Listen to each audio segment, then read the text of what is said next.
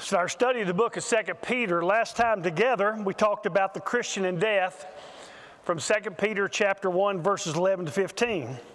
We saw that death for the Christian was a laying aside of these cursed bodies. It was an exodus, a leaving of this world, and it was an isodos, an entrance into heaven, a departure and an entrance. So I want to spend the next 2 weeks talking about that eternal place. So I'm calling this our forever home.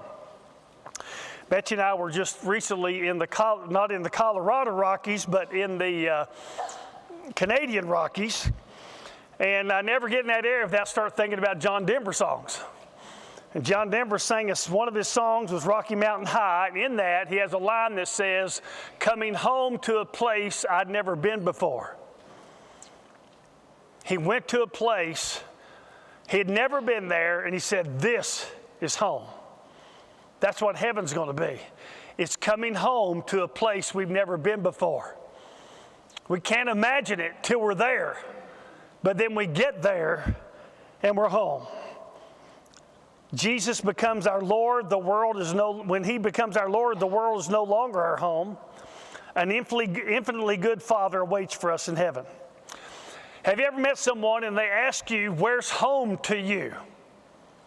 If somebody asks me, "Where's home to me?" my answer will be, it's where Betsy is. Home to me is not a place, it's a person. And that's the way heaven's going to be. Heaven isn't really so much about a place as it is about a person. It's about Jesus. Heaven, the greatest thing about heaven is not what's there, it's who's there. The place of heaven will simply be a glorious extension of the unimaginably loving and good Jesus. I'll say that again. It will just be a glorious extension of the unimaginably loving and good Jesus. I want to begin the outline with what we know about God and His creation. We'll clip through this first part pretty quickly. What we know about God and His creation. Number one, God created a perfect world. We see that in Genesis 1:2. So what was this perfect world like? 5 things. Number one, nature was benevolent, not violent. Benevolent, not violent. There were no earthquakes, tornadoes, hurricanes, floods, or droughts. No wildfires caused by lightning. When we were in Canada, about every summer, a big part of Canada is on fire. And I read up there somewhere, I think I've got these numbers right, that it was like 2,000 there's 2,000 wildfires a year started from lightning strikes in Canada. 2,000 a year. And every year it burns up an average of 2 million acres. You wonder how there's any left, but Canada's a big place. Nature was kind back in those days when God created it, not dangerous. Number 2, mankind was healthy, not damaged. Mankind was healthy, not damaged. He was innocent, not guilty before God. He was emotionally healthy. He and Eve had a perfect relationship. As soon as they sinned, all that changed, as you recall. Number 3, man was to rule over creation. He had a purpose, had a job. You can read about this in Genesis 1:28 and chapter 2, verse 15 of Genesis. And then number 4, man was in perfect harmony with God and with each other. There was no animosity, no competition, no fear. Genesis 3:8 says that God used to walk through the Garden of Eden and talk to them. So God apparently went back and forth between heaven and earth. And he related to Adam and Eve, and there was nothing, all that their relationship was good, no problems, as was Adam and Eve's. Again, this is prior to sin. And then last thing, number 5, heaven and earth were essentially one. Now, Adam and Eve didn't get to go between the two, but God did. And we'll come back to that. That's an important thing to remember. Heaven and earth were essentially one. So God created a perfect world. What else we know about God and His creation? Number 2, creation was and still is damaged by sin. Creation was and still is damaged by sin. Genesis 3:17-19 tells us that a curse came upon all of creation as a result of Adam and Eve's sin. You read at the end of that chapter that the Garden of Eden was closed. Man would not be in it again. He would not live in that paradise again. Romans 8:20 says that the creation was subjected to futility. This is because of man's sin, also called the fall of man. Now, I've got 3 results of sin in your outline. Number 1, nature is now violent, not benevolent. Nature's now violent, not benevolent. So just as there were floods in eastern North Carolina eastern Tennessee and western North Carolina, we had the floods up in Hazard. We went and helped that church. And now there have been floods in London, which is where we're going to go this Christmas to help up there. There's Rich is planning to go out west and ride it side by side, and one of the places he's wanting goes on fire. So you have all these violent things going on in nature. In Romans 8:22 it says, the whole creation groans and suffers the pains of childbirth together until now. Number 2, mankind is now damaged, not healthy. If you remember, Adam and Eve immediately turned on themselves. Adam said he'd have been fine if God hadn't given him this woman. And then they were both ashamed now and afraid of each other and afraid of God. Romans 8:23 describes it this way: we groan within ourselves, waiting eagerly our adoption as sons, the redemption of our body. So Adam and Eve immediately knew they were no longer like they were supposed to be. Something was wrong. And then number 3, God is now grieved, not pleased. Remember, everything God made was good, made woman is very good. But now he's grieved, not pleased. In Romans 8:26, the Spirit himself intercedes for us with groanings too deep for words. So creation groans, people groan, God groans. Nothing is like it was supposed to be anymore. Everything is now unlike it was supposed to be. The perfect God made man to be healthy and righteous and live in a paradise with other healthy and righteous people. That's what he intended. Now, nothing is like that. Everything is unlike that. We're not healthy people, we're not righteous people, and we no longer live in paradise. So creation was and still is damaged by sin. Third thing, Christ died to redeem all that God created. Christ died to redeem all that God created. And add to the end of that, and sin broke. Jesus came to fix what sin broke. And so he's going to fix everything sin broke. Keep that in mind. He's going to fix everything sin broke. Under that, number 1, God will restore creation. You read about that restored world in Isaiah chapter 11, verses 1-12. Jesus will reign, and life on earth will be as it was meant to be. Even the animal kingdom will be at peace. Number 2, God will redeem Israel. You see this all through the Old and New Testament. In Psalm 130, verse 8 is one of the places he states it pretty clearly. Those are both things yet to happen. Someday in the future, God will bring Israel back to itself. Someday in the future, he will restore creation. And then the third thing that would happen, God would redeem Gentiles. This has already begun. This began in the New Testament times. So more than only Abraham's descendants now would be God's people and his children. In Revelation 5:9, it tells us that Jesus purchased for God with his blood men from every tribe and tongue and people and nation. So people from all kinds of backgrounds now make up the family of God. So the Bible teaches that God will restore creation and redeem people. Again, those yet to redeem Israel, those are yet to happen, but he has already begun to redeem Gentiles. Now I want to ask 4 pertinent questions. 4 pertinent questions. Number 1, what all has been damaged by the fall?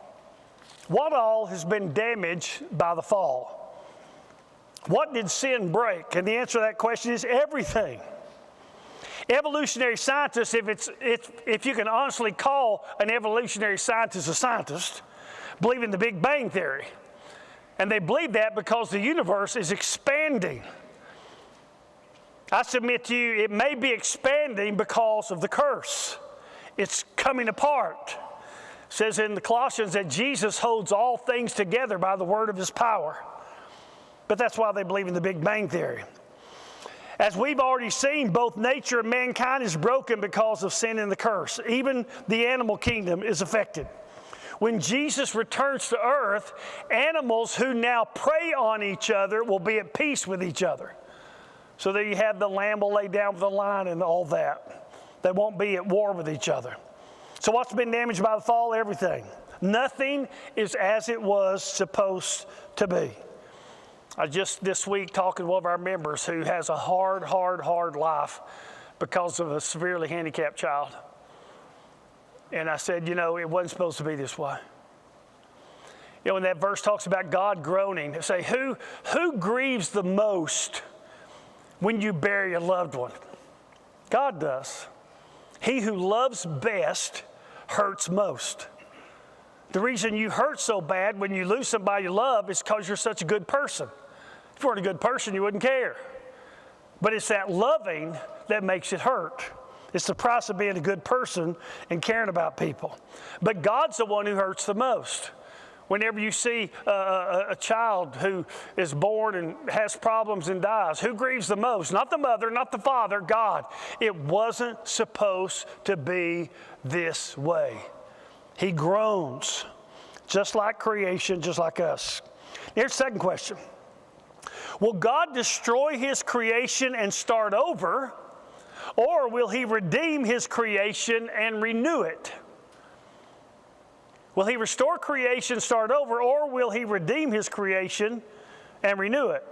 So 2 Peter 3:10, which we'll get to a couple of months probably, tells us that, quote, the day of the Lord will come like a thief, in which the heavens will pass away with a roar, and the elements will be destroyed with intense heat, and the earth and its works will be burned up. Now, does this mean that everything that exists will literally be burned up? So that's the question. Remember what I said earlier.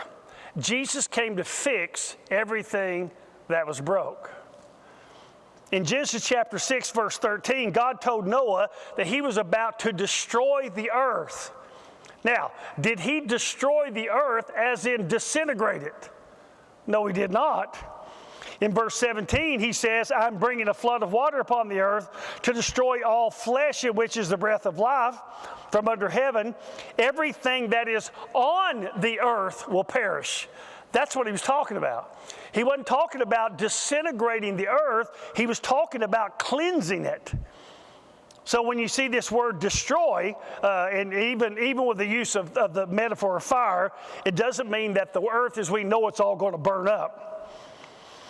So God would restart in the Old Testament story, God restarted the human race with Noah's family on the same earth that he flooded. It wasn't a new earth, it was the same earth. Now we don't know the answer to these next two questions. Faith, among other things, is trusting God when you don't understand everything. And the more you understand, the more you'll understand you don't understand. Did you get that? It's kind of like the more you know you don't know. The guy who doesn't know much knows everything. But the more you know you don't know. The more you understand you don't understand. So when it comes to heaven, there's far more we don't understand than we do. When it comes to God, there's far more that we don't understand than we do. He doesn't fit in our little box and in our minds. So here these last two questions are just interesting questions to ponder. Here, number 3. Will the accomplishments by man made in God's image be destroyed, or will they carry over into the new earth? Will the accomplishments by man made in God's image be destroyed, or will they carry over into the new earth? Man was created in God's image. He was created to learn and grow. Remember, we've been talking about God made us for maturity. Since each generation stands on the shoulders of the previous one, each generation has more knowledge available than the previous one did. And now knowledge doubles. Some say every 2 years. Most say every 5 years. The largest number is 7 years. Knowledge doubles in that amount of time. Now, why does it do that? Because God made man really smart and capable. His intelligence and capability is something God gave him. It's not a result of the fall. It's a result of creation. So think about that. So that knowledge has led to these incredible advances, technology, transportation, architecture, art, culture, et cetera, et cetera, et cetera. Now think about it. 100 years ago, a missionary would give a letter to somebody who would probably ride it on a horse and take it somewhere to a train. And then they'd give somebody that train. That train would take it to the coast. And at the coast, somebody would get that letter off that train and take it and put it on a ship. And then take who knows how many months to get across the ocean in a ship back in those days. And then when it got to America, somebody would get that letter off that ship and give it to somebody and put it on a train. And then that train would take that letter to whatever town it was going to be in, and probably the mailman would get it and ride on his horse to a house to deliver it. That's 100 years ago.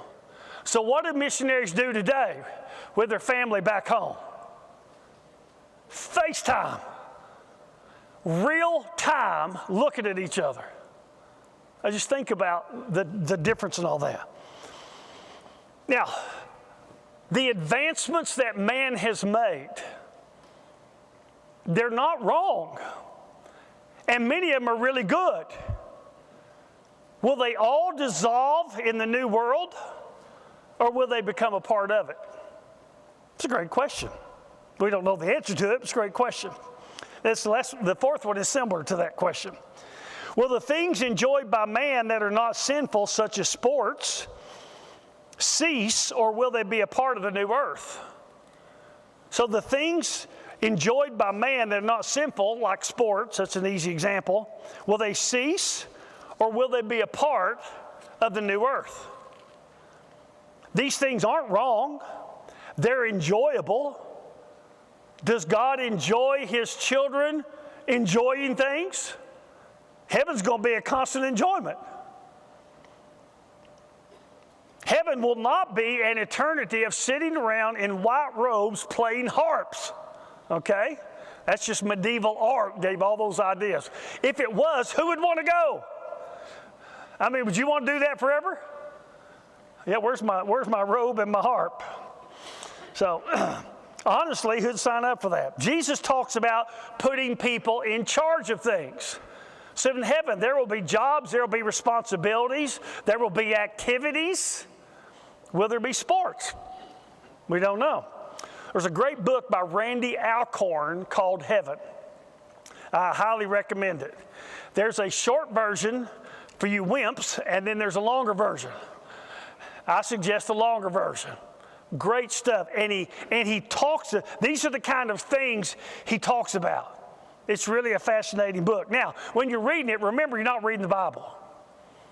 You're reading what a man is imagining about all this. Remember, Jesus said, or we'll learn next week in 1 Corinthians, that heaven will be beyond what we imagine. So will it be some of those things? Now I want you to turn to Revelation chapter 21, and we're going to read verses 1 to 7, where we're told several significant things about heaven. These are some pretty cool things. Revelation 21, let's read verses 1 to 7. Are you ready? Then I saw a new heaven and a new earth, for the first heaven and the first earth passed away. New, first. Don't forget those words. And there's no longer any sea. And I saw the holy city, New Jerusalem, coming down out of heaven from God, made ready as a bride adorned for her husband. And I heard a loud voice from the throne saying, Behold, the tabernacle of God is among men, And he will dwell among them, and they shall be his people, and God himself will be among them. And he'll wipe away every tear from their eyes, and there will no longer be any death, there will no longer be any mourning, or crying, or pain. The first things have passed away. And he who sits on the throne said, Behold, I am making all things new. And he said, Write, for these words are faithful and true. And then he said to me, It is done. It is done. I am the Alpha and the Omega, the beginning and the end. I will give to the one who thirsts from the spring of the water of life without cost. He who overcomes will inherit these things, and I will be his God, and he will be my son. So what do we learn about our forever home from these 7 verses? Number 1. In verse 1, the word new means better in quality, not completely different from the old. It means better in quality, not completely different from the old. When it says first heaven and first earth, the Greek word where we get our word first is the word prototype. It's a prototype. So we're living in the prototype. Now, prototype is when engineers get together, say they're building a car or an airplane, and they come up with a design and an idea, and they build the original one. It's a prototype. It's not the finished product. It's the beginning. And then they make all kinds of improvements before it ever gets to the market and you would go buy one.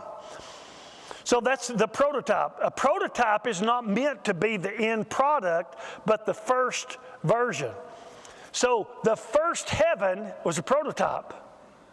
And the first earth, the one we live on, is a prototype. As we think of heaven, the Bible speaks of it as a country, as a city, and as a culture. In heaven, it talks about nations, rivers, trees. It says there's no longer any sea. Now, about everybody believes that what that doesn't mean there won't be oceans. What it means is that there will not be anything that separates people. So back in those days, an ocean would separate people. So no sea refers to no separation. Now, those of you who are more cultured will remember a great old song from 1960 called Running Bear. How many remember Running Bear? Now, that's B-E-A-R, not B-A-R-E, okay? It's a love song. It's not talking about streaking in the 70s, okay? Oh, yes, they call him the streak. Running Bear loved Little White Dove, but she was from another tribe on the other side of the river, and he couldn't get to her, and she couldn't get to him. They were separated by this raging river. Eventually, they jumped into the river, they swam out to each other, and they were both killed by the current.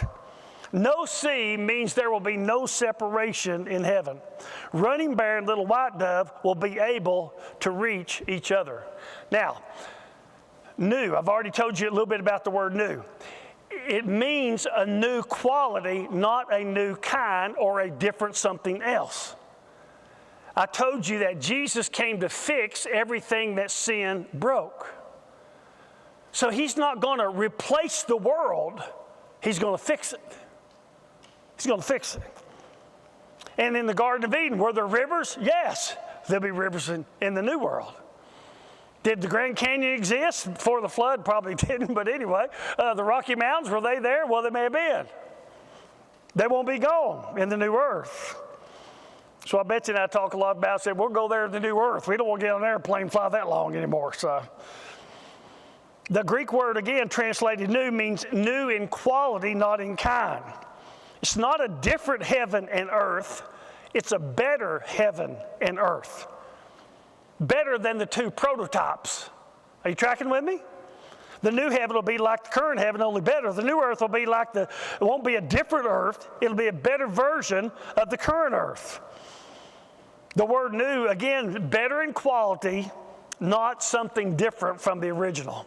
Now, number 2. In verse 2, the new Jerusalem comes out of the new heaven and down to the new earth.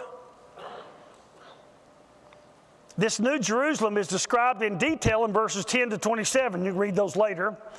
In verse 16 it says that this city is a 1,500-mile square. This is a huge city.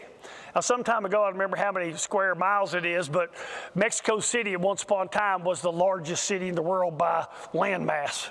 I don't know if it still is or not. But this will be a 1,500-mile square. So how big is that? It's bigger than the state of Montana. It's 4 times the size of Tennessee, plus a little more. Will it encompass the whole Middle East as we know it? It very well could. We're not sure. We just know how big it is. 1,500 miles by 1,500 miles. Number 3, we learn in verse 3 that God dwells among us. He comes to where we are. He dwells among us, and He comes to where we are. We don't just go to Him, He comes to us. Jesus said in John 14, 2-3, in my Father's house are many dwelling places. I go to prepare a place for you. If I go and prepare a place for you, I'll come again and receive you to myself, that where I am, there you may be also. So we will be with Him. He will be with us. He will again be Emmanuel, God with us. Now, here's a great question. There's a new heaven, there's a new earth. Where will we live? Will we live in the new earth? Will we live in the new heaven? Remember, you got the believers of all time, not just the present ones on earth right now. It's a great question.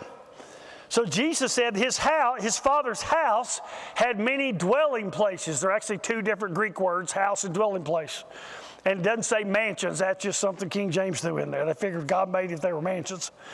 Anyway, he says that his Father's house. Now, where's his Father's house? Well, Isaiah 40, verse 22, listen.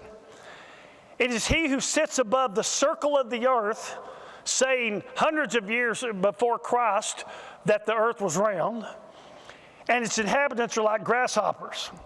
He stretches the heavens like a curtain and spreads them out like a tent to dwell in. The heavens are His home. Remember Solomon said the highest heaven cannot contain you when he dedicated the temple? Likely we'll move between the new earth and the new heaven just as God moved between heaven and earth in the Garden of Eden. So God dwells among us and He comes to where we are. I'll say this twice. We don't know much about heaven, what heaven will be, but we know that someone who loves us, wants to bless us, and has unlimited resources is preparing it for us. I'll say that again. We don't know much about what heaven will be, but we know that someone who loves us, who wants to bless us, and has unlimited resources to do so, is preparing it for us. So let's say you had a grandfather, okay? And the grandfather just adores you. And nothing makes that grandfather happier than making you happy, okay? Just nothing. And he's worth more than Elon Musk. And you got a Christmas coming up. And you don't know what he's going to get you. Question, you think it'll be good? Oh, I bet it will be. He's got unlimited resources, and He loves you, and He wants to bless you. We can't even begin to imagine what He'll do for us. Heaven will be more, as it says in the verse we'll look at next week, than we can even imagine. Here's the 4th thing. God removes all death and pain. He removes all death and pain. In 21:4, it says that God will wipe away every tear from their eyes. There'll no longer be any death. There'll no longer be any mourning or crying or pain. The first things have passed away. The prototype is no longer. So we now live in a world full of sickness, pain, sorrow, and death. In our forever home, there will be no sickness, sorrow, pain, or death. We will be protected from every way that sin, sinners, and Satan can harm us. I'll say that again. We will be protected from every way that sin, sinners, or Satan could harm us. Wow. That'll be nice. No more guilt, no more shame, no more insecurity or fear, no more feeling less than others, no more feeling more than others if you do that. No more hiding from God, no more hiding from other people. Oh, if they just knew, they wouldn't like me. No more deceiving ourselves, which we're so good at. No more desire or need to deceive others. No more need to impress. No more need to compete. Fully known, completely loved, totally safe at home. Here's number 5. God makes everything better. Makes everything better. In verse 5, Jesus says that He will make all things new. Again, the word new doesn't mean different. It means better in quality. Better than anything you've experienced here. As I've said before, the greatest moment here will be far inferior to the least moment there, if it's possible to have lesser moments there. God makes everything better. Number 6, God repairs and restores creation.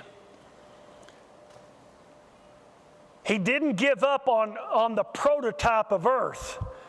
He transformed it into a better version.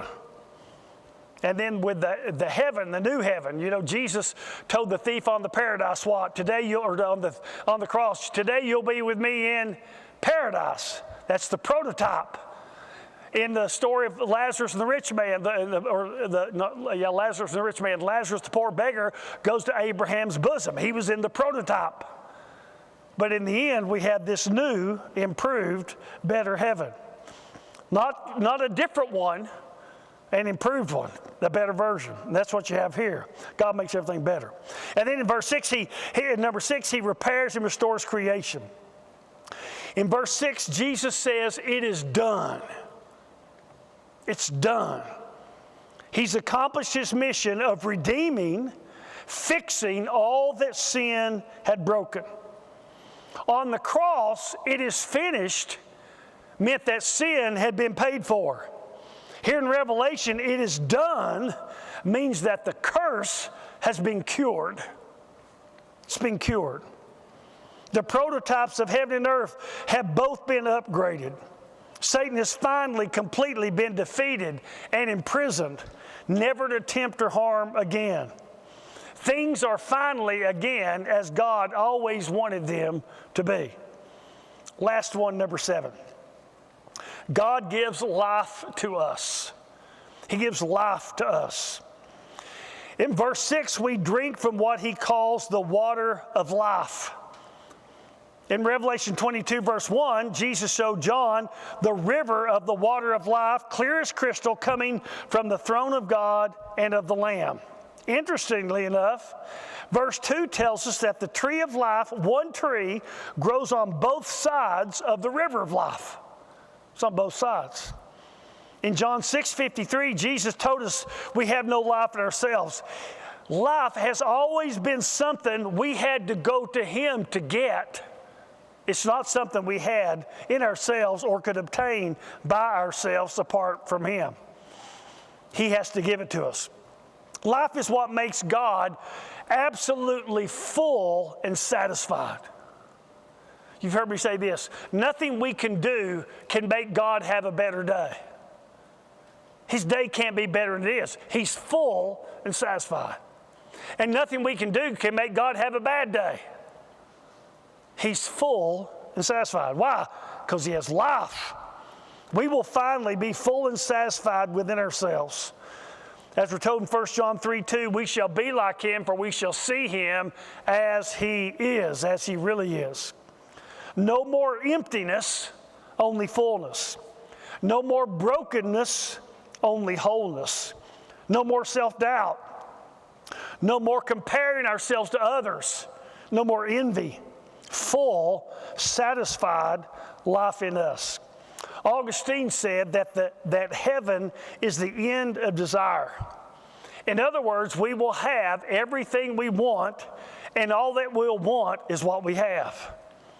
There will be no, I wish I had, because I will have it before I wished I did.